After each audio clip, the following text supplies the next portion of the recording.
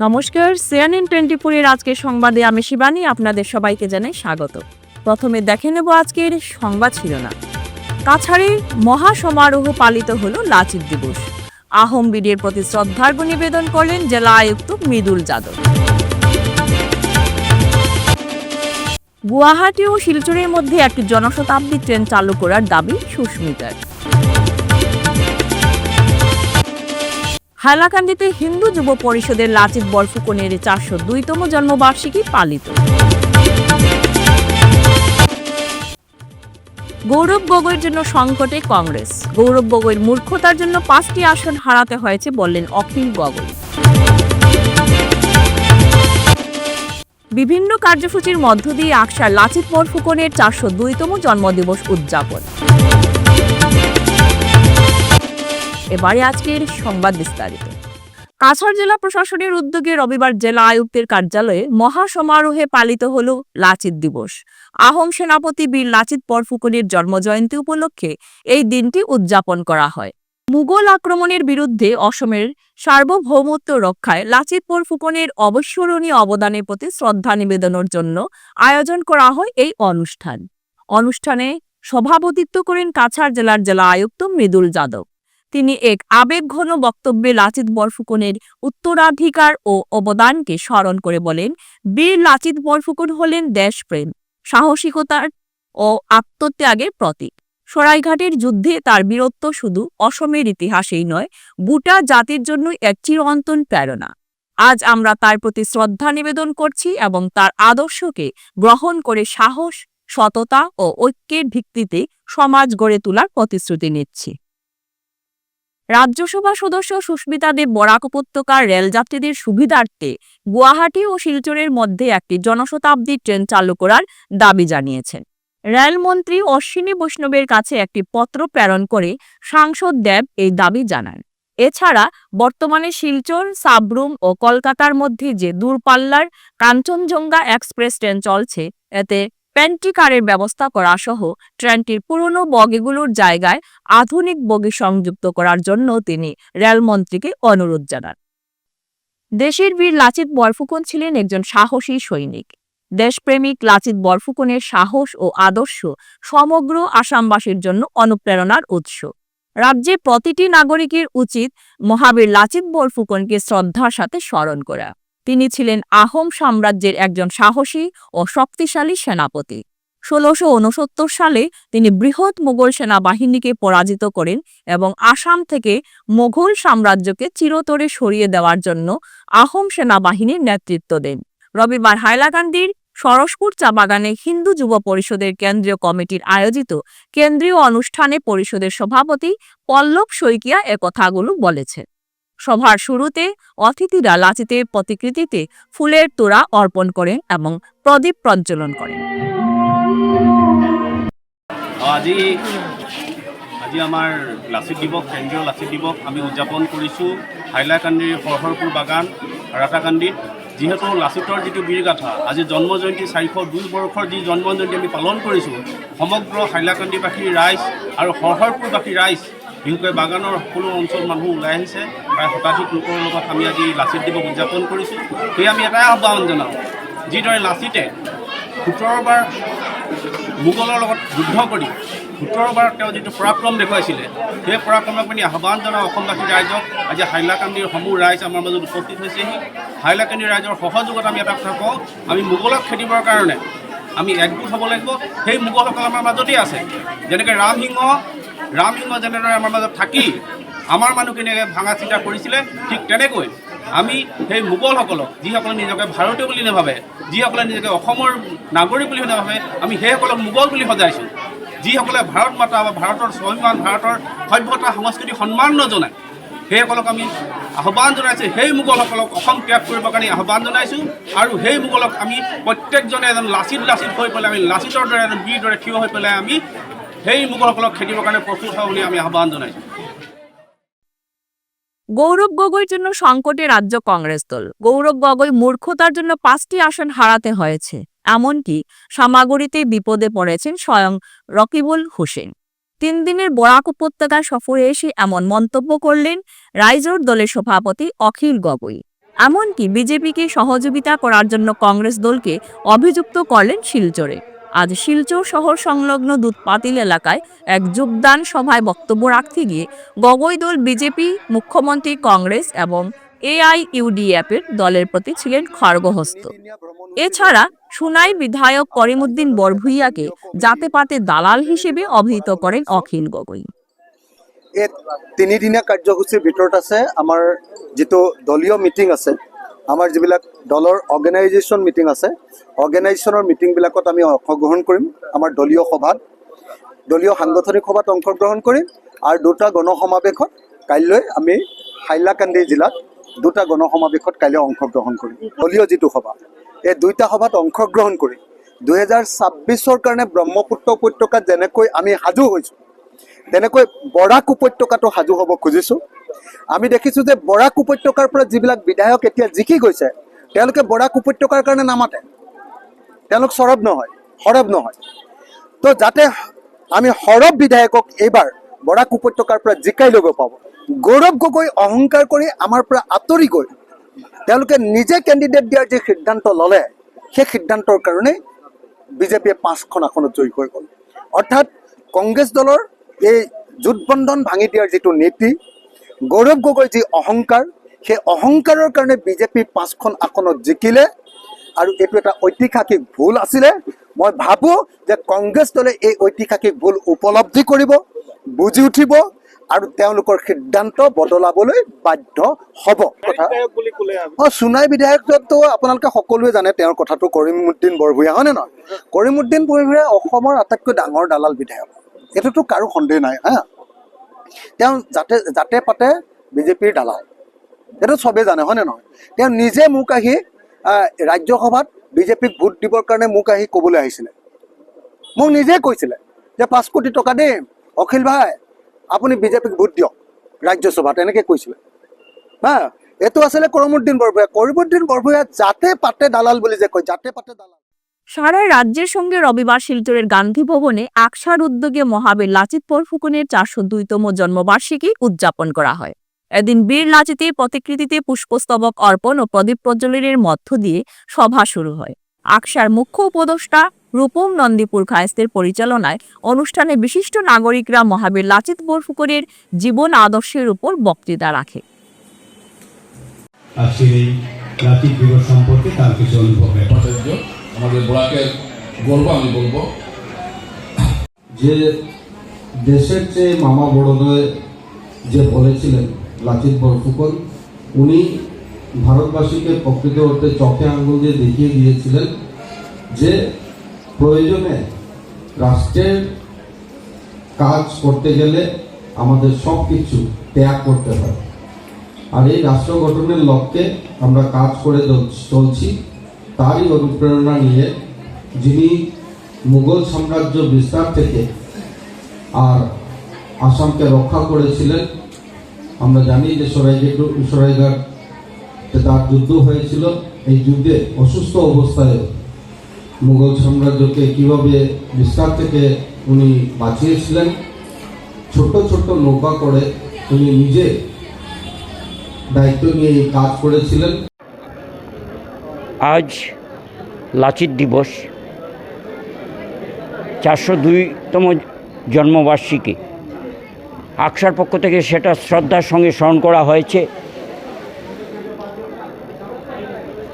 আসামে মুঘলদের প্রতিহত করতে যে অসীম বীরত্বের পরিচয় দিয়েছিলেন, সে কথা আমরা মাথায় রেখে এবং উনার যখন 400 বৎসর পূর্তি হয়, তখন দেখেছি যে আসামের মুখ্যমন্ত্রী ডক্টর হিমন্ত বিশ্ব শর্মা সেটাকে জাতীয় স্তরে নিয়ে গিয়েছিলেন এবং নতুন দিল্লিতে একটা বড় পরিসরে সেটা অনুষ্ঠান করেছেন এবং ভারতবর্ষের প্রধানমন্ত্রী নরেন্দ্র মোদীজি সেখানে উপস্থিত ছিলেন। আজ আপনারা জানেন যে মুঘল ঔরঙ্গজেবের প্রধান সেনাপতি রাম সিংহকে প্রতিহত করে উত্তর পূর্বাঞ্চল অবিভক্ত আসাম মানুষকে রক্ষা করেছিলেন।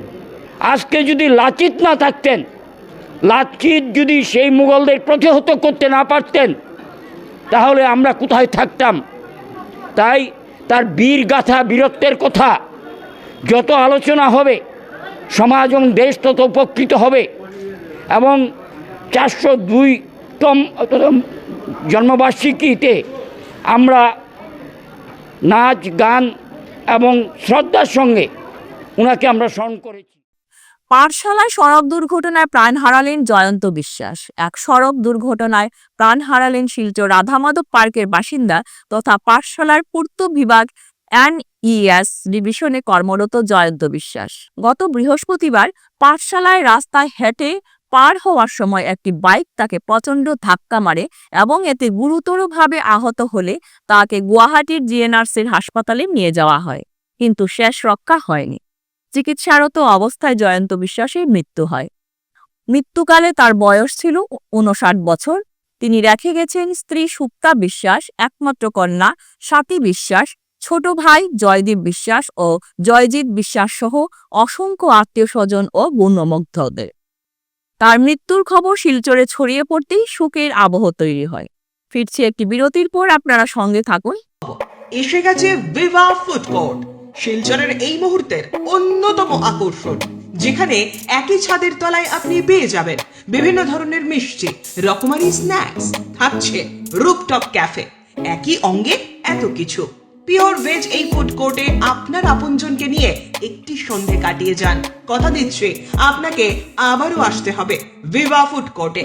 যোগাযোগ 9395935558 এই নাম্বারে। আপনাকে জানাই সাদর আমন্ত্রণ। ফিরে এলাম বিরতির পর। উধারবন্দের অসহায় গৃহবধূ হত্যার সঠিক বিচারের দাবি পরিবারের সদস্যদের। গত শুক্রবার দুপুর আনুমানিক 12টা নাগাদ উধারবন্দের অধীনে থাকা অসহায় গৃহবধূ হামিদা বেগম বরভুইয়াকে সৎ ছেলে নাজমুল হোসেন গাজী লাঠি দিয়ে মাথায় বেধড়কভাবে আঘাত করে হত্যা করে। পরে নাজমুলকে পরিবারের সদস্যরা উধারবন্দ থানায় সমঝে দেন। বর্তমানে সে উধারবন্দ থানায় পুলিশ হেফাজতে রয়েছে। এদিকে স্বামী টুনু মিয়া গাজীর সঙ্গে সঙ্গে নিহত হামিদা বেগমকে শিলচর মেডিকেল কলেজ ও হাসপাতালে নিয়ে আসেন। এরপর চিকিৎসকেরা হামিদাকে মৃত বলে ঘোষণা করেন। তারা মা পুয়া কিতা ঝগড়া লাগিয়া ঠিক 12টা জুম্মার টাইমে আমার ছেলেটায় লেন্দা দিয়া 2টা বাড়ি দিছে।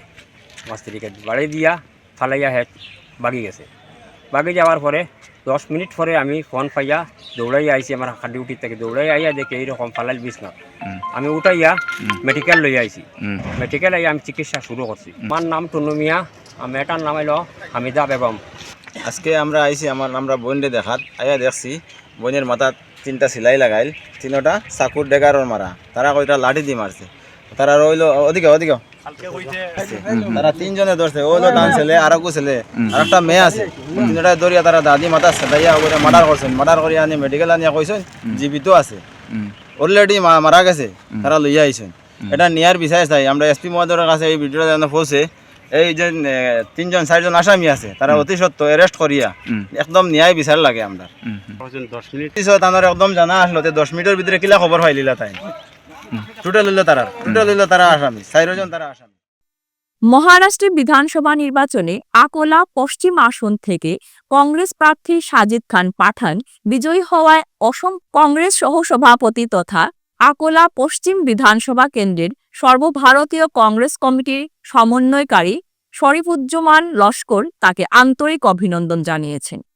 শনিবার ভোটের ফলাফল ঘোষণার পর শিলচরে সাংবাদিকদের মুখোমুখি হয়ে কংগ্রেস নেতা শরীফুজ্জামান লস্কর বলেন, মহারাষ্ট্রের আকোলা পশ্চিম বিধানসভা আসনে কংগ্রেস প্রার্থী সাজিদ খান পাঠান বিজয়ী হওয়ায় অনেক খুশি হয়েছেন। नेतागण और यहाँ पे उपस्थित हमारे भाइयों और बुजुर्ग, आप सब लोगों को अस्सलाम वालेकुम। विचार करो बीजेपी का क्या है, सब लोग जानते हैं। अभी विकास का मुद्दा पे आइए।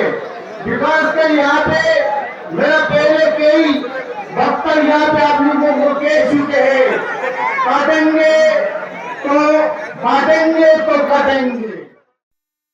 সিপিআইএম এর 24তম কাছাড় জেলা সম্মেলন গতকাল সমাপ্ত হলো শিলচর গান্ধী ভবনে নতুন কমিটি নির্বাচনের মাধ্যমে। কমরেড বিদ্যুৎ দেবকে জেলা সম্পাদক করে 17 জনের জেলা কমিটি ও 7 জনের সম্পাদক মণ্ডলী নির্বাচিত হয়েছেন।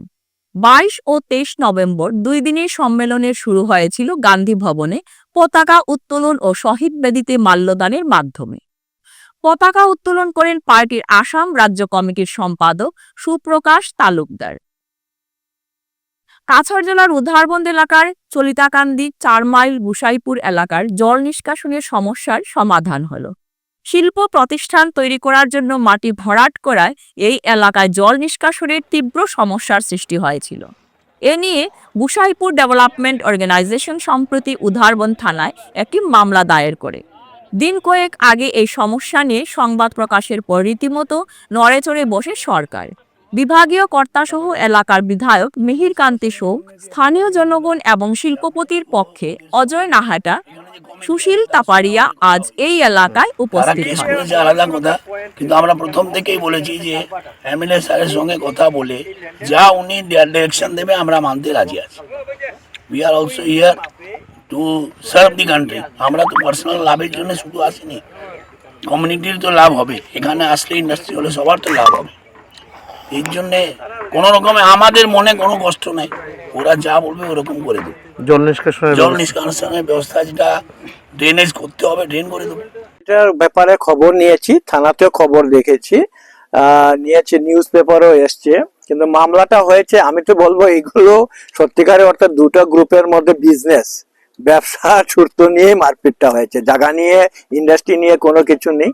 কারণ মালিক পক্ষ আমাকে প্রথমেই বলেছে যে আমরা যে সিদ্ধান্ত হবে, কারণ এখান থেকে জলটা বেরিয়ে আসবে এটা ওনাদেরও ইচ্ছে আছে, নাহলে জল যাবে কোথায়।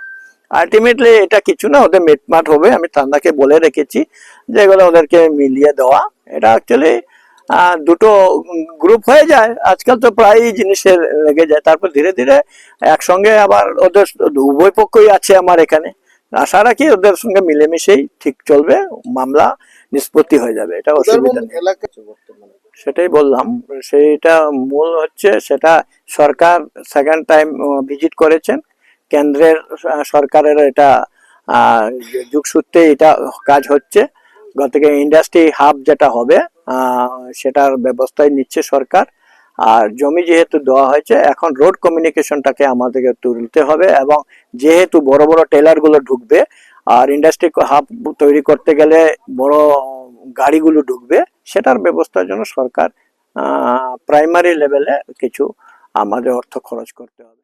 Barak valley blood donors forum এবং শিবসংঘ ক্লাব জয়রাম স্কুল রোড এর যৌথ ব্যবস্থাপনায় উধারবন্দ জয়রাম প্রাথমিক বিদ্যালয়ে এক রক্তদান শিবির অনুষ্ঠিত হয়। এতে রক্তদান সম্পর্কে জনসচেতনতা গড়ে তোলার উপর ভিত্তি করে বক্তব্য রাখেন বরাক ভ্যালি ব্লাড ডোনার্স ফোরামের কাছাড় জেলা সভাপতি দেবব্রত পাল, সাধারণ সম্পাদক সব্যসাচী রুদ্রগুপ্ত, বিশিষ্ট হৃদয়রোগ বিশেষজ্ঞ ডক্টর দীপঙ্কর দেব মজুমদার। বক্তারা শিবসংঘ ক্লাবের এই মহান প্রয়াসকে স্বাগত জানান।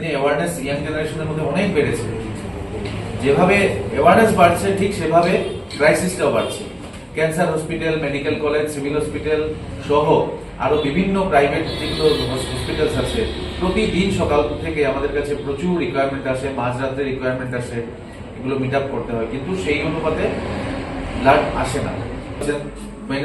এরা এত আন্তরিকভাবে কাজ করছেন, যখনই আমরা কনফিডেন্স নিয়ে বলতে পারি যে যখন রক্তের দরকার হয়, ইমার্জেন্সি কেস আসে, তখন তারা উইদাউট রিপ্লেসমেন্ট ক্যান্সার হসপিটাল থেকে ব্লাড দেওয়া হয়।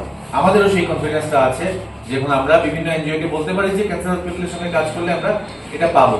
এই যে কনসেপ্টটা রক্ত দিলে রক্ত পাওয়া যায় না, তারা কিন্তু বিগত 3 বছর থেকে এই কনসেপ্টটাকে ভেঙে দিয়েছেন। কিন্তু হ্যাঁ, সঙ্গে আমাদেরকে খেয়াল রাখতে হবে যে ব্লাড থাকতে হবে ব্লাড সেন্টারে। ব্লাড যদি ব্লাড সেন্টারে থাকতে হবে, আমাদেরকে ভলান্টারি ব্লাড ডোনেশন বাড়াতে হবে, ক্যাম্প বেশি করতে হবে। তাই বেশি বলছি না, আমাদের ডোনার্সরা অনেকে রেজিস্ট্রেশন করেছেন, তো ওই আগামী দিনেও আপনাদেরকে অনুরোধ করব এভাবে ব্লাড ডোনেশন মুভমেন্টে আপনারা এগিয়ে আসুন। Lions club of Silchar valley view এর উদ্যোগে আজ ছোট দুধপাতিল এলাকার পূরব লাইনের উত্তর পাড়ার এক ডায়াবেটিস পরীক্ষা ও সচেতনতা শিবিরের আয়োজন করা হয়। উক্ত শিবিরে মোট 86 জন রোগীদের বিনামূল্যে সুগার টেস্ট করা হয়। এর মধ্যে 12 জনের ডায়াবেটিক নির্ধারণ করা হয়। অন্যদের মধ্যে উপস্থিত ছিলেন ভ্যালি ভিউয়ের সভানেত্রী বন্দিতা ত্রিবেদী রায়, গাইডিং লায়ন সঞ্জীব রায়, আব্দুল মতিন খান প্রমুখ।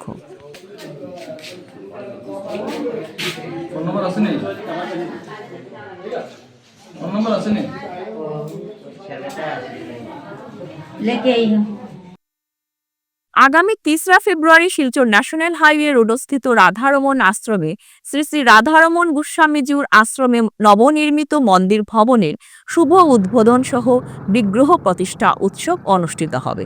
রবিবার সাংবাদিক সম্মেলনে কমিটির সম্পাদক কল্যাণ দেব, সহ সভাপতি মিহির রঞ্জন পাল, সহ সম্পাদক গোপাল পুরখায়স্ত সহ অন্যান্যরা জানান, আজ রোববার শিলচর ন্যাশনাল হাইওয়ে রোড স্থিত শ্রী শ্রী রাধারমন আশ্রমে মন্দির কমিটি সহ বিভিন্ন এলাকার গুরু ভ্রাতা ও গুরু ভগিনীগণকে নিয়ে একটি সভার আয়োজন করা হয়। কেশিয়ার আমরা শ্রীমন্দিরটা উদ্ঘাটন হইব, বিগ্রহ প্রতিষ্ঠা হইব আগামী 3 ফেব্রুয়ারি। 2 ফেব্রুয়ারি একটা বর্ণাঢ্য শোভাযাত্রা, 2 ফেব্রুয়ারি একটা বর্ণাঢ্য শোভাযাত্রা হইব 2:30 মিনিটে। 3 তারিখ আমরা 7 ঘটিকায় আমরা নবনির্মিত শ্রীমন্দির উদ্বোধন আমরা আমরা বাবাজিরে দিয়া, মন্দিরের যে বাবাজি আছেন তাই নিয়ে করবেন। এরপরে বিষ্ণু পূজা হইব, এরপর গুরু পূজা হইব, এরপরে আমরা তো যেগুলা উপাসনা হয় এইগুলা সব হইব। রাত্রেবেলা আমরা অষ্টপর নাম কীর্তনের অধিবাস হইব, পরের দিন অষ্টপর নাম কীর্তন হইব, এরপরের দিন নন্দ উৎসব। 4 দিনের আমরা প্রোগ্রাম আছে।